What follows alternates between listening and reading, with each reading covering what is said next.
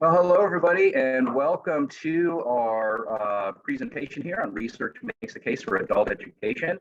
I am Don Finn. I am currently in Washington, D.C. at the AEFL, COABE's AEFL Command Center. And I'm being joined by Kristin Hempel. Kristin, you want to say hi? Hello, everyone. It's exciting to be here and to talk about adult education and student leadership and the research behind all of it.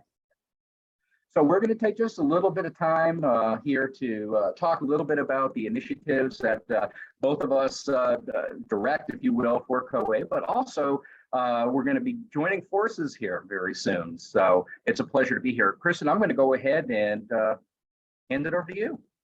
All right. Well, thank you, Don. So I just wanted to talk for a few minutes about the importance of engaging adult learners.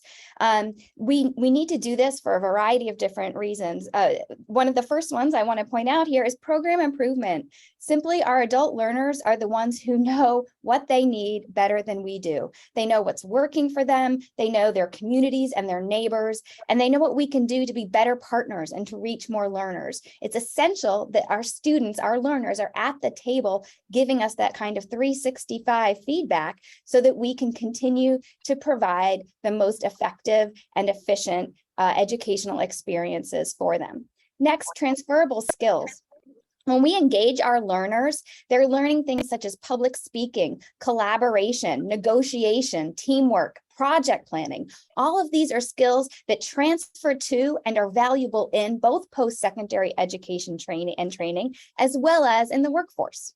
Third, advocacy. Our learners' stories are an incredibly powerful way to share the importance of our programs and to demonstrate to funders and legislators the impact of adult education in our communities.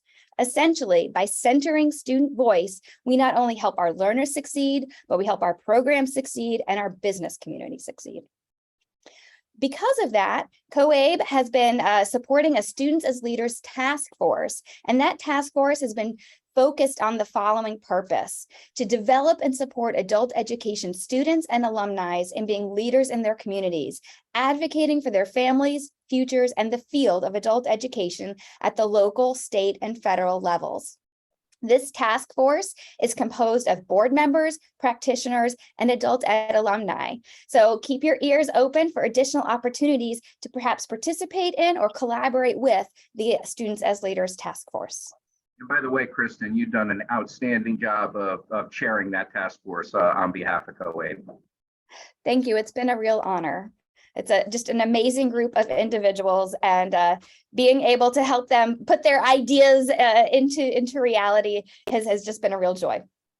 So part of the focus of our work, it really came out of a lot of the work that we were doing with the Student Ambassador Program. So if you are not yet engaged in the Student Ambassador Program, I really encourage you to go ahead and reach out to us and find out how you, your program, your state can get involved. As you can see from the map right here, we already are active in 40 states across the country. So if your program is not involved, but your state is, reach out to us and we will make sure we connect you with the people in the state who are already doing this work. We really want to be able to support it throughout the country. We are doing this through a couple different methods. One is we had historically done in-person trainings, and we can continue to do those. We can do them hybrid, and we can do them online as well. So and in person. Then we have an app which will connect you to the ambassadors across the country after you have become an ambassador. And this is a great way to connect for advocacy and networking. So with our ambassador program, you can use our online training to do both hybrid, personalized, classroom-based, program-based, state-based. Pretty much we're flexible, and we're going to work with you to facilitate this program in the way that will work best for you and your learners. Through this additional work that we've done is we've trained people at the national conference. So that's another way to access this training. And we have at the conference a whole strand that is dedicated to our students as leaders. And we've offered over the past few years over 30 30, almost 40 different workshops and webinars really tailored to this kind of work. Additionally, we collaborate with the awards committee, and we support the Outstanding Learner of the Year selection process, which is always a thrilling task, to be sure. So I hope that you all are nominating some, or have some ideas for learners you'd like to nominate for this upcoming session. You can, yeah. So some of the work that we have done in our recent activities have included, we've brought an alumni advisor to the board. We have moved forward throughout COABE to support a student keynote at the conference. We've expanded our student membership. We had a high of about 7,000. I'm looking to top that this year, Don. What do you think? Can we do it? We also, in support of this, have gone ahead and we said, you know what, having students with us is so important that we are going to make conference registration for students free. That is an incredible statement on behalf of COABE. And then we are going to include in the conference learner networking events, as well as these workshops, really doing all that we can to center the voice and provide opportunities and access.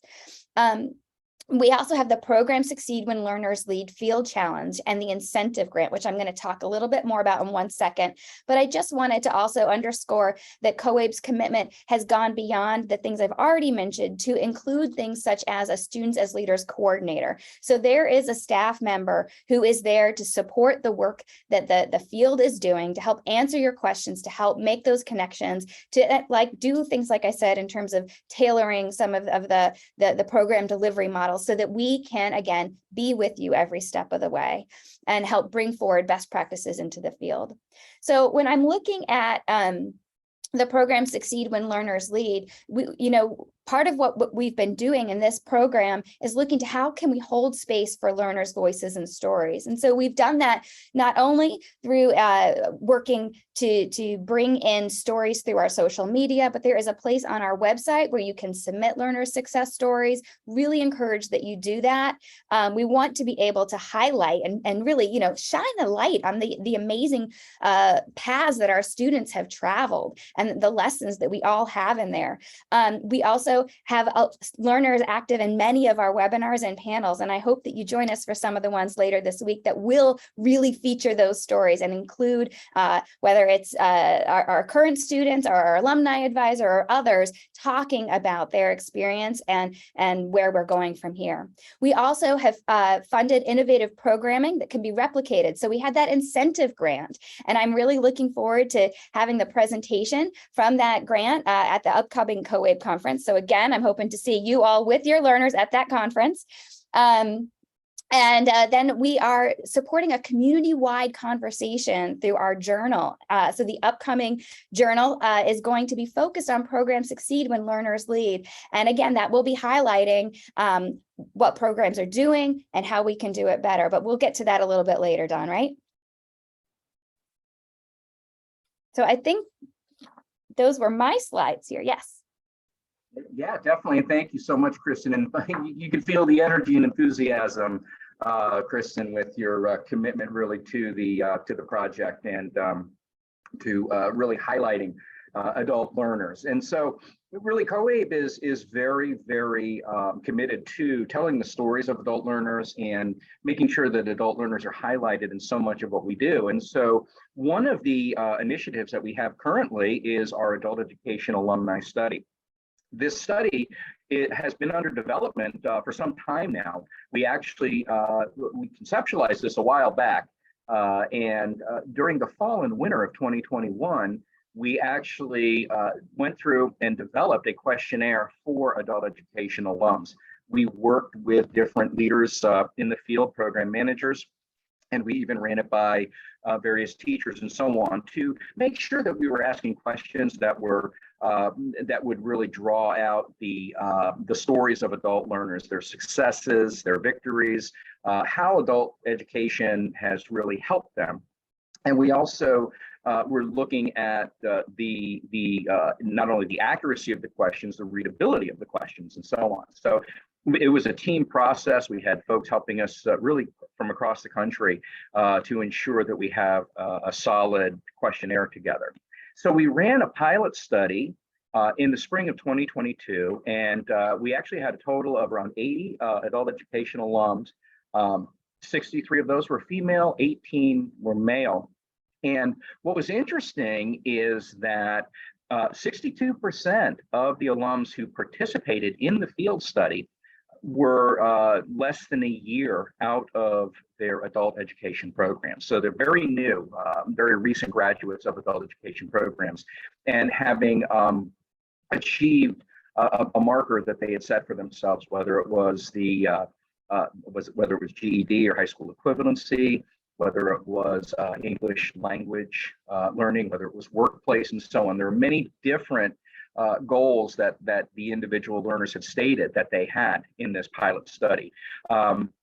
But still, if you look, 70% total were less than a year up to 2 years out of the program. So many recent graduates. And actually, I'm going to take you to our website real quick. We do have on our website, if you go to coabe.org, you can find the more information about the Adult Education Alumni Study, which is located right on this page here. We do thank the Dollar General Literacy Foundation and also Essential Education for their support of this study as we've gone through and as we have developed it. But we are looking for local programs to actually sign up and to participate as a partner, and are also looking for students who can enroll directly from the website to participate in this study. So we certainly hope that folks will do that. Again, if you go to coabe.org, you will find it. Actually under the. You need to just do the search for the alumni study. Okay, next slide. So a few more things. Looking at the alumni study, we had 37 who reported as being full-time employed. All of them were employed to some degree or another. But 37 were full-time, 18 were part-time. We had another 12 who were self-employed. And then we had others who communicated that they had multiple part-time jobs or a full-time and a part-time job. So we did have a variety of different options for people to report. We also asked them what were the reasons for participating in adult education. And again, 32 of the 80 or so reported GED or high school equivalency, 29 to improve English. And there are many other options that were there. Many of them did report that they wanted to improve their skills that were job related, but even others said that they wanted to help their children or family members with school. They wanted to become more engaged in community activities. So there were a lot of different reasons that were provided. And actually, we're hoping to publish a white paper on the initial study, on the findings of this pilot study that we will publish hopefully by the end of the year. But the early data, I'm sorry? Looking forward to that. Yeah. But the early data is really showing some very interesting trends for sure. So as Kristin mentioned, the COABE Journal is another project where we are actually joining forces and collaborating. And so this is a cover shot of our current journal focusing on learning differences. And if you haven't had a chance to check that out, we definitely encourage you to go to coabe.org and you can click right on the journal link there. The Learning Differences edition is one that we've had contributors from across the country talking about various learning differences and methods for working with students from various backgrounds, various abilities, and so on. But we're really excited to talk about the current edition that's coming out. In fact, an e-blast is going to be coming out from COABE in about 45 minutes. That is going to provide everybody a link to the fall 2022 special edition, which is Lessons from the Pandemic, Voices from the Field. This particular edition, I'm going to click on the link here. This particular edition is actually going to be part of our larger edition that focuses on lessons from the pandemic. And but this special edition has a green cover, and you can see here as I scroll through that we have a table of contents here that shows actually features and highlights 9 reflection pieces that were submitted by journal contributors. Now, the nice thing is that we determined that in to recognize adult education and family literacy week, that it would be a nice gesture, I suppose, to give everybody access to this. So again, that link is going out very soon so that you have access to this free edition. It's a PDF file, and feel free to download the articles, to print them, and so on. But you can see here the various titles. How COVID-19 unmade the myth of the self-made learner, COVID-19 correctional education and serendipity, to my student who is also a mother, embracing the benefits of virtual programming, and zooming past the pandemic. So these are just some of the articles that we're offering in this special edition, and we're really excited for folks to see that, because one of the initiatives, or one of the areas of focus with our journal now since 2017 has been to ensure that not only are we providing relevant research articles, but that we're also providing works that take the research and make them practical, and also have the opportunity for folks to share. Now, what's interesting is that in a regular edition, if you will, of the COABE Journal, we'll usually have a couple, maybe 3 reflection pieces, but we really encourage folks to provide reflection pieces to really speak practitioner to practitioner about overcoming the challenges that the COVID-19 pandemic presented so many. So we're very proud. We're very proud of that edition. And as Kristin mentioned, we have an upcoming edition that is focusing on programs succeed when learners lead. We're focusing on student leadership, and particularly we're looking at student leadership within programs. If you go to the COABE website at coabe.org and click on the journal link, you will see the link to submit an article. Now, we are accepting articles through early October. We're accepting submissions. Left. Again? A few weeks left, right? There's a few weeks left, and what I was going to say is that if folks want to, if folks have an idea and you might need a little bit more time, go ahead and send an email to the address there. We could possibly provide some extension, but we have had a very, very positive response to the to this call for articles.